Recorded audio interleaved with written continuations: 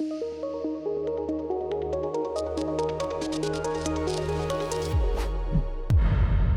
everyone. My name is Sojo Alex. I'm the Executive Principal at Envision Strategies.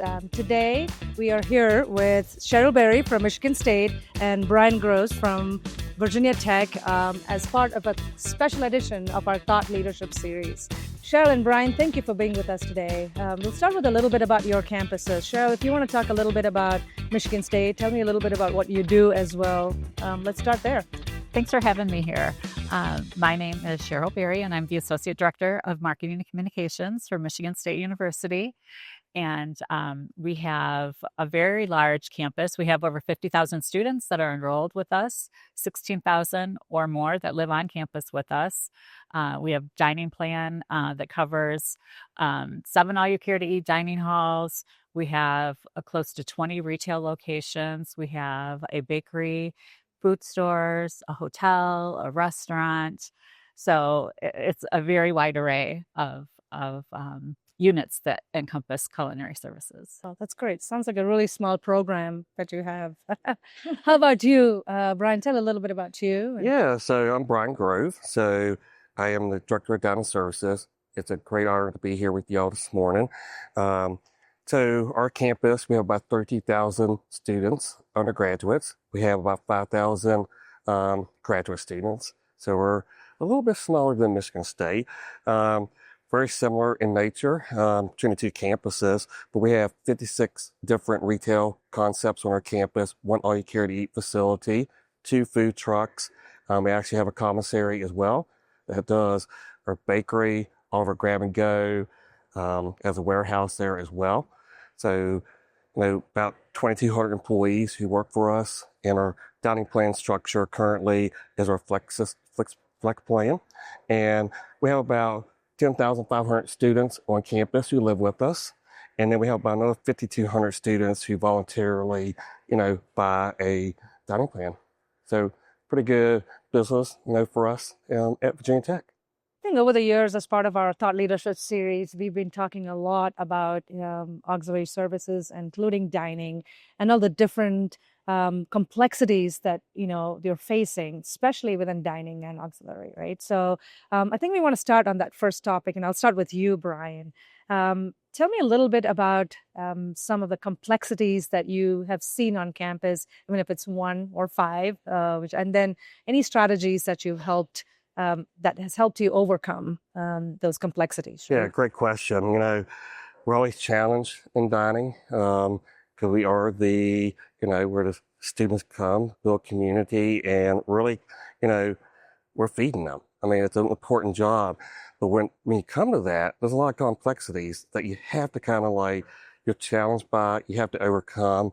But one of them, for me, and it's just getting increasing even more every year, is allergen management, and how making sure students who come in, have a peanut allergy or a tree nut or they're gluten-free. You got to make sure they're included in the dining program. They can be able to navigate the system and do it, every day. Parents put a lot of trust in us. And I talk about this when I get in front of our parents and prospective students. And it's kind of like going, how you do that every day, how you ensure, the safety of our students. We take great pride in that. We have 2 dietitians on our staff. They meet with parents, students. It's getting earlier and earlier. Students who are prospective, not even, enrolled, come to, having decided to come to Virginia Tech, they call us up and they're having those conversations. Some strategies that we do, one is that one-on-one conversation to kind of ease the parents, really kind of get them to that mindset that their students are going to be okay, come to us.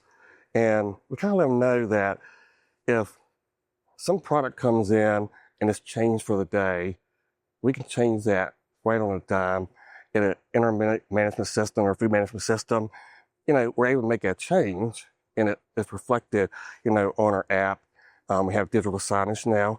That was a big investment that we did about 1.5 years with a company that's here at NACUFS. And they, really kind of helped us to kind of integrate, food allergies at the point of sale. So when a student comes in, they can look at the menu board, they can see an icon that says it's gluten-free, it's vegan, it's halal. So that's really a big challenge for us. When I think about a complexity, that's a big issue that we have to do and overcome. And, we're getting ready to embark on a major renovation on one of our dining venues or concepts at our all you care to eat facility. We're going to introduce a top 9 completely certified venue. And it's something that our parents and our students go, we mean Virginia Tech doesn't have that.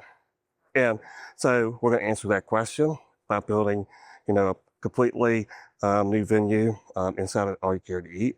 So open up in the fall of 2026. So we're just starting the planning. Just got the budget funding. Do that. So that's one. When I think about complexity, that's what I really think about.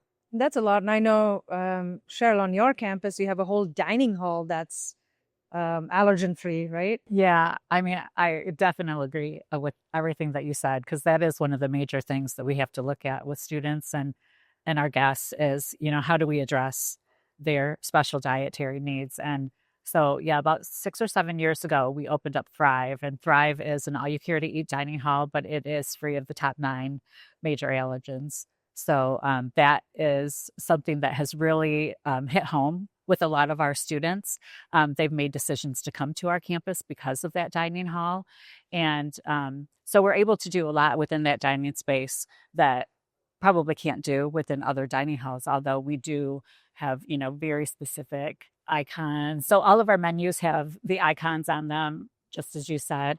And every dining hall can support special dietary needs, but definitely having a dedicated dining hall to those allergens has been super beneficial for our campus. That's great. One of the questions I have is, just because it's a separate dining hall, we've talked a lot about trying to make students with allergy, be inclusive or be included in part of this, right? So have you seen that as an issue, or it's a separate dining hall? If I have an allergy, I have to go to this dining hall only, or has that come up? Because there are a couple of campuses that did talk about that. How do you keep them all inclusive? So yeah, we kind of take a holistic approach. So we don't really want to, our approach is not to kind of segment them into one dining center. So we kind of try to ensure that we have a variety throughout. So they go to Perry Place, they can go there, they can get, allergen friendly, allergen free items. They can get gluten free, at those locations. We're very strategic in trying to do that, because we just don't want to say, oh, you have to go to this facility. But it does give them comfort. I think it's pretty cool with the one dining facility, because there are parents and students who just don't even want to go into a facility and fear getting something to eat. And next thing you know, they're having some allergic reaction, life and death, So, but I think it's really kind of like, you got to meet the students where they're at and their comfort level. That's kind of what we do at Virginia Tech. This will be, like I said, our first one, be dedicated. So just to that. is that what you've noticed as well, Cheryl? Yeah, absolutely.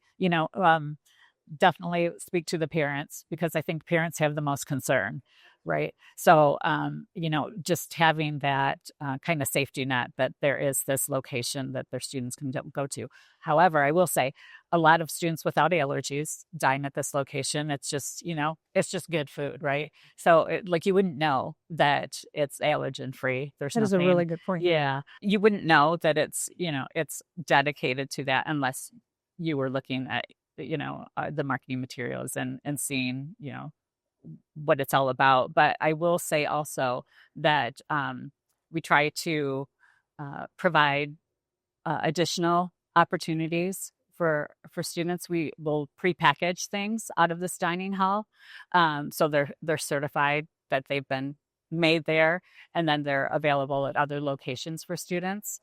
So that's been beneficial. And then we have our MS Nutrition, which is our website that lists all the the ingredients, the allergens for students to easily find. But yeah, all of our locations would carry something for students. So it's not like they would be locked into going to that dining hall.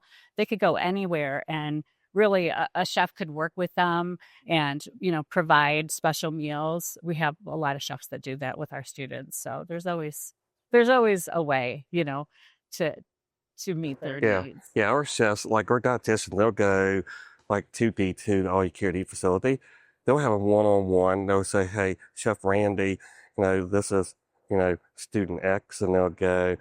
They have a concern, and they will take care of that student and make customized plates for them. Just make sure it gives them that comfort level again, and it kind of it's like that care, they have to care of like, okay, we're going out of our way to take care of the student. That's a really good conversation on the allergen free. But Cheryl, what about you? Have you seen any complexities that you've seen on campus, and what have you done to help overcome those complexities? One of our biggest has been, post COVID, the change in operations, and we support community dining quite a bit on our campus, and we could not get the public to come back. They didn't think that they were welcome.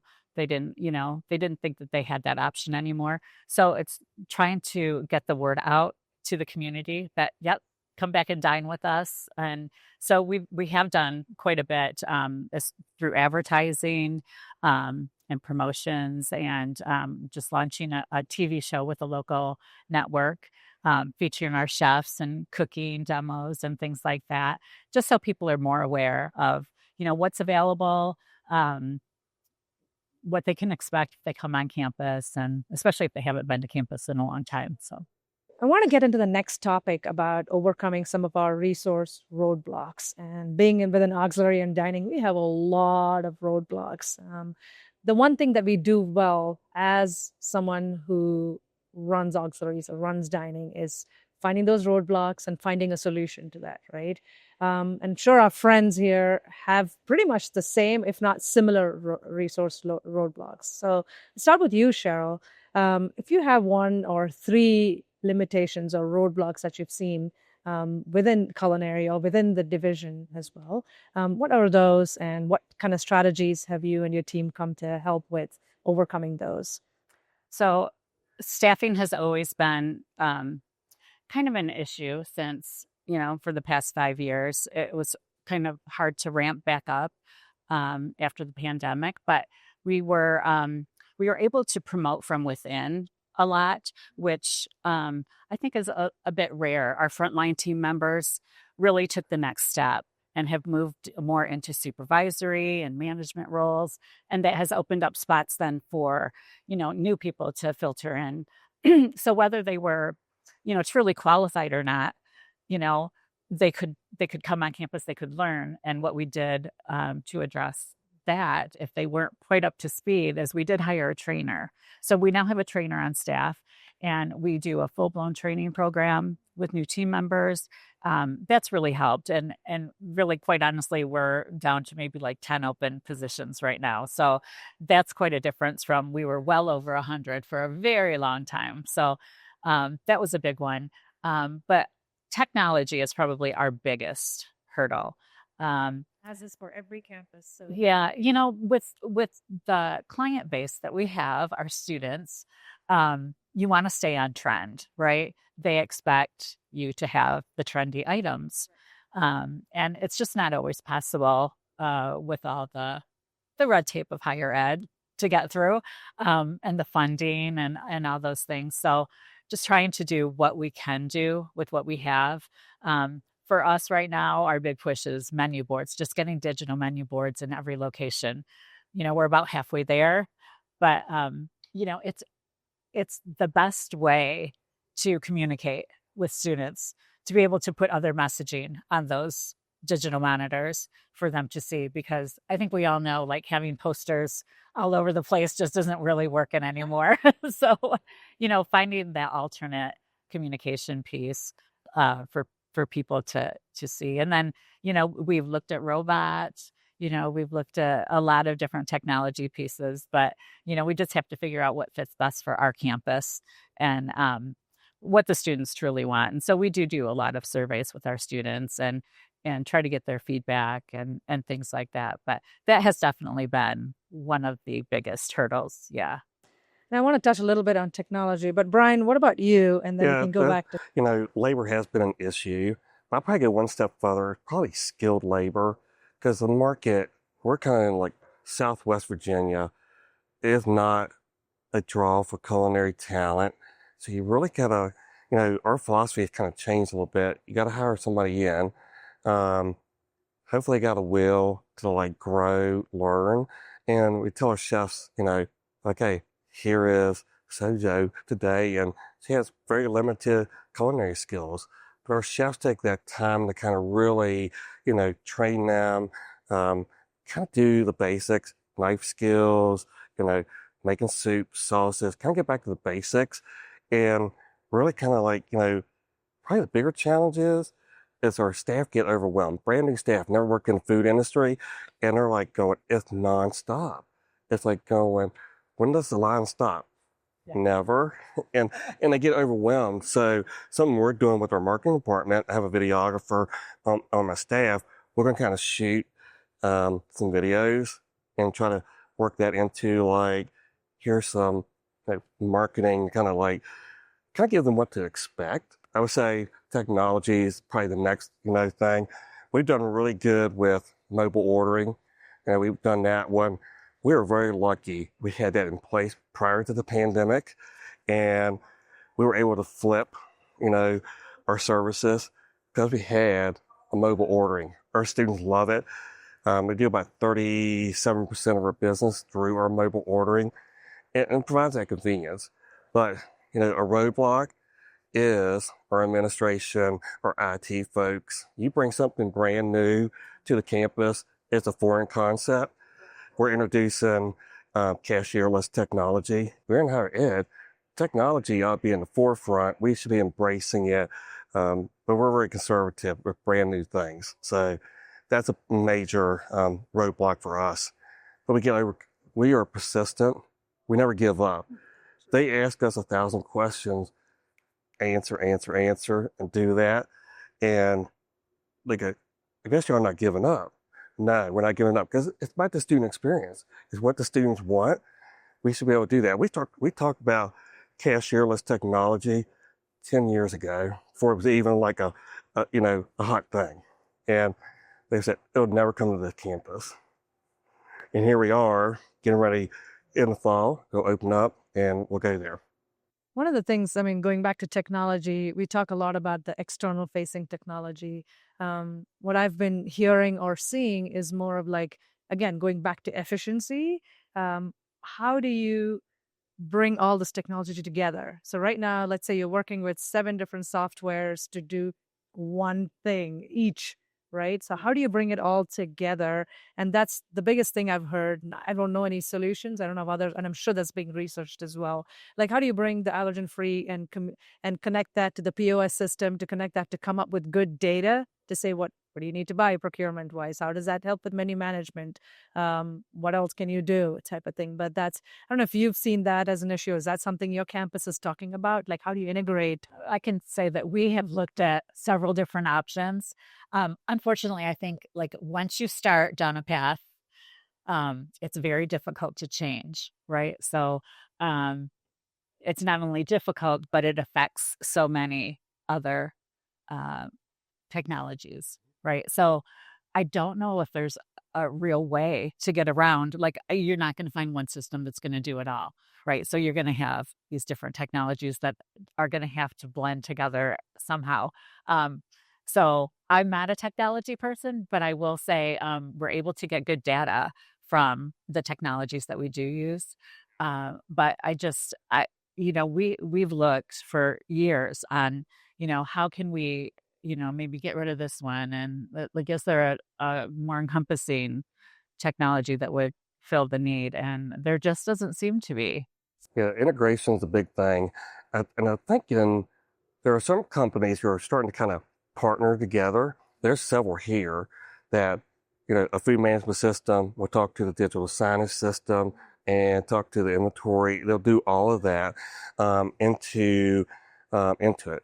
That's where it needs to start. The companies need to kind of bring that integration together. So like when we did our digital signage about a year and a half ago, that was a big thing I had in my RFP. You have to be able to integrate with my food management system. The problem is our system was so big. There's so many recipes in it.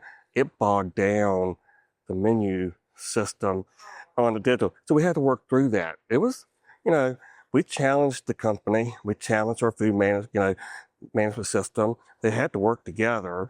So it wasn't seamless, but it works now. It's great. But there's other companies here now that are building like waste and how you track your waste on your campus. It's a big thing for sustainability. And it now is tying into, all kinds of different systems. Yeah, and I agree with you. Like, as far as working with the vendors, if you really let them know what it is that's not working, that you need to have happen, we've had some vendors that have said, just can't do that.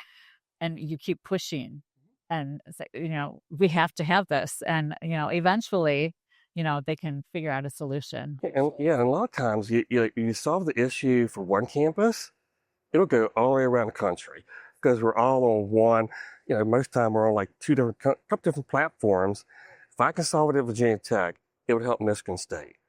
And that's what we kind of tell, our vendors, you solve it, it's going to help, others in our industry. Well, this was a fantastic conversation. It's amazing to hear how we're all trying to do the same thing, but it all depends on the campus culture. And like you said, Brian, and you said, every campus is different. You have your own thing. And, thank you for spending some time with us today and helping our other thought leaders think about this and, finding solutions to what you do. But if anyone wants to find a little more about your dining program, where can they go, Cheryl? So they could go to our website, which is eatatstate.com.